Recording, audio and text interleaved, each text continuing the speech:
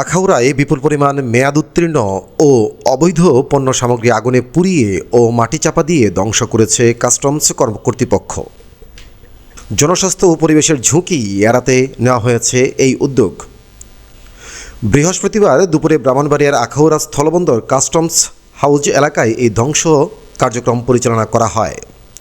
গুদামে দীর্ঘদিন ধরে জমে থাকা নষ্ট মেয়াদ উত্তীর্ণ ও নিলামে অযোগ্য পণ্য সামগ্রী ধ্বংস করা হয়। আগুনে পুড়িয়ে এবং মাটি চাপা দিয়ে ধ্বংস করা হয় বিপুল পরিমাণ অবৈধ মালামাল। ধ্বংসকৃত পণ্যের মধ্যে ছিল ভারতীয় শাড়ি, থ্রি পিস, ঔষধ, আমদানি নিষিদ্ধ আতশবাজি, বিড়ি ও সিগারেট সহ 17 ধরনের পণ্য। এসব পণ্য বিভিন্ন সময়ে সীমান্ত থেকে জব্দ করেছে বিজিবি। কাস্টম সূত্র জানায়, এসব পণ্যের আনুমানিক বাজার মূল্য প্রায় 4 কোটি টাকা। যেহেতু ধ্বংসযোগ্য পণ্য এগুলো এবং আমরা কাস্টমস নিরূপিত মূল্য ধরে নেই, তারপরে বিজিবি যখন আটক হয় তখন তারা একটা নিরূপিত মূল্য জমা দিয়ে থাকে এবং সেই প্রেক্ষাপটে বলতে হবে যেখানে প্রায় 3 কোটি টাকার পণ্যের যে ধ্বংস হয়েছে।